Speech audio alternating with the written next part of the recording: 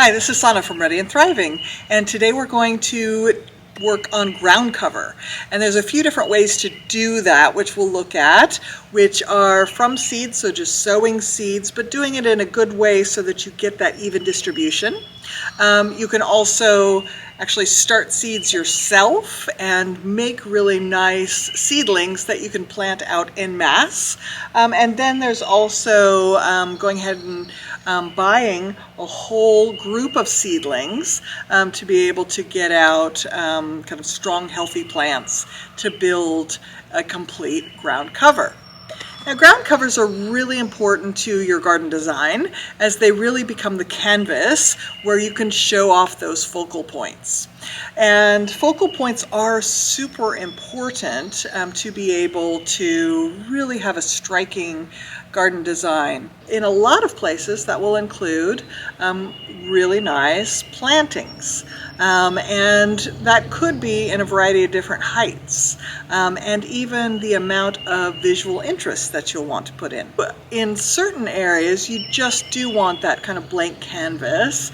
So here where I've used cedar mulch, I've got a lot of focal points that are always happening. So I don't want something that distracts from those. In other areas, there may be a particular time when actually that beautiful ground cover should become a focal point. So in this case, I've got some creeping thyme. So that means creeping, it will really spread out nicely. And it has bright flowers. And those will be really nice to have during the summer. So I'm going to put them into a place where I have some spring flowers that come up. So I've got some daffodils and a few tulips that come up. And then this will really shine throughout the summer and help to then showcase later some of the sunflowers and things that will really come into their own in early August. So this will actually form a feature. So think about the role of your ground cover. Does it need to shine, or is it going to be more neutral?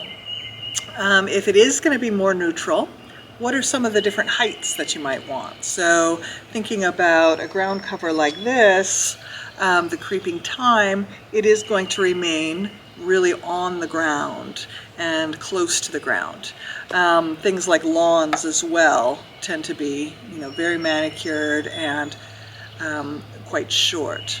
But then you can think about Cassandras, which is a little bit higher, and even some bushes, and some bushes that kind of spread out a little bit and can cover a wider area but aren't too tall.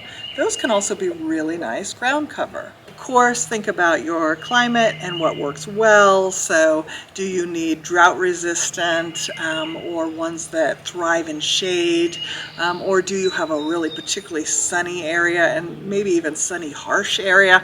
That is so critical to have great success with your ground cover. Now, most ground covers that actually kind of have been cultivated to be ground covers are ones that will spread readily and that will cover a wider area.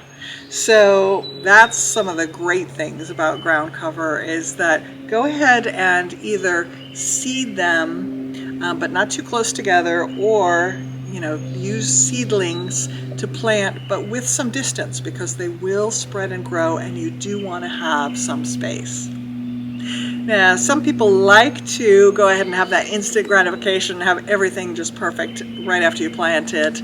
But really for sustainability, and particularly something like a ground cover, which should last for years and years, it's worth going ahead and putting in some separation, because they will grow and expand, to give them that time to thrive and grow. And then expect, okay, next year it'll look fantastic. This year, I'll just feel good about that it's there, it's starting to peak and starting to look nice. That is really the healthiest way to have an ongoing garden. So plant that ground cover one time, do it well, and then just a little maintenance to keep it going, and you've got something that can live for years and years and years. So here we'll look at 3 different types of ground cover that I have in one bed, but all serving different purposes. So let's look at these. So think about the height that you want. Closer to the street, I've got some larger things that people can see from the street, the nice juniper trees. Then as people come up, and even because it's on a slope, the Cassandras look wonderful as they also stand up proudly above the border. Lamb's ears, very similar, that they can also stand out. The wild strawberries, completely flat, so they are on a slope, so they can be seen just because of the slope, or because you are really up nice and close. And that's the case here because we'll be looking at beautiful roses and other types of feature plants throughout the year. So here we've got Cassandra, which are really lovely plants, and they're probably about 8 inches tall. And you can see in the early spring, we've got some nice little white flowers. So most of the time, they will provide a really nice plush ground cover. And because they are a little bit taller, they can be really great around trees or to cover a hill. The next ground cover I have are lamb's ears. It has a really nice soft leaf, and it has a really lovely color. Now this is early in the season for it, so it's just getting going, and it will continue to get more and more silver and a little bit taller. So these run about 4 inches high, and that leads us to our next ground cover. So these are wild strawberries. You see the leaves there. They're reminiscent of their larger cultivated varieties, which you may grow for berries, but these are wild and native to this area, and they grow very well. You can see I'm using that very much as a ground cover across a large area, and they tend to grow and expand over time. It will get little flowers, and of course will grow tiny little strawberries as well. Because they're shorter, you can plant even small flowers and they make a really nice bed. It's a great ground cover to be able to show other feature plants. Now let's take a look at a variety of other wonderful ground covers. This is periwinkle, which is a fantastic vine that grows so well in shade. You can grow it under trees, under other types of wonderful bushes, and it also has beautiful flowers. For more drought-resistant ground cover, try ice plant. They're also great for really stopping erosion. They're evergreen and are beautiful when in bloom. Also consider different types of herbs because you get fragrance, and mint, thyme, and rosemary have all sorts of varieties that will be great. And of course, perhaps the most famous ground cover of all is lawn. And there are so many varieties to choose from, whether you want to be biodiverse or have a manicured, almost golf course-like, or choose from ornamental grasses. And mulch and rock are great choices for either neutral or color blocking. Be creative when thinking about what are ground covers.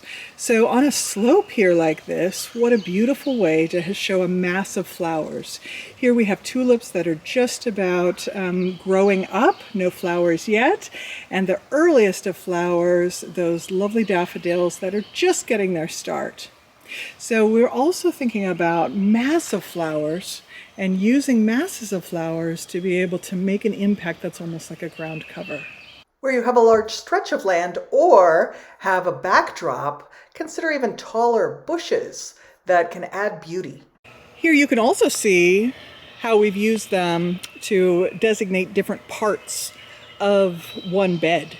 So a little bit larger part where I'm going to be featuring trees and larger bushes, then just a transitional element. So this is a kind of line between 2 separate beds, where then this next bed is where I will focus on beautiful feature plants that will thrive throughout the year.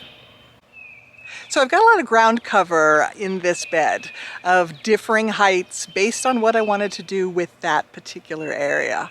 And those are well seen from my area, but I also have a slope behind, and that's where I'm going to put the other ground cover that I will plant today. So, slopes can be difficult sometimes for growing things on, and a ground cover serves a great purpose.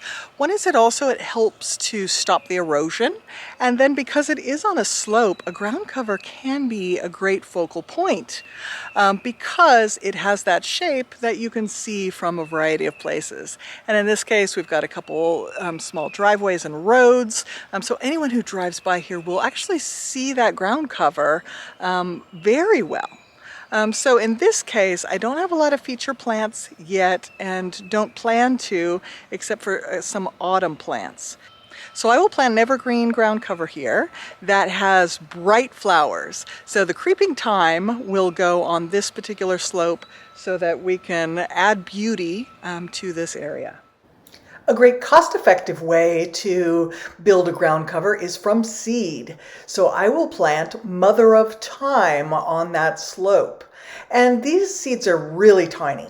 So I take them, and for even dispersal, I put them into a fertilizer so that I can mix them in well and then be able to disperse them much better and more evenly across the area. If you use this technique, then you're able to get the seeds really across your entire area, and you'll be rewarded with beautiful plants that come together to form a beautiful ground cover. For seedlings, the process is a bit different. For taking seedlings and putting them into the ground, really simple tools. We just want a transplanter or a spade and some garden gloves. So this is a transplanter, so it's really tough and it is small in that it'll go straight down, and you can even whip it around to take out a section. So, or go down and go down again, and you've got a whole area that's really the perfect size for replanting seedlings. Seedlings that you've grown yourself or seedlings that you buy. So highly recommend to use a transplanter because it is tough. A spade has a similar shape, but often is just slightly wider. And might be actually a little bit bigger than what you need for planting seedlings to this size, and they tend to be a little bit less thick and hardy, so you may actually, with all the repetitive use, sometimes they can become a little bit wobbly, but really either will work well. Just the transplanter probably just that much easier to use, so that's what I'll use today. Then I have these lovely plants which I've made sure that they have been kept moist,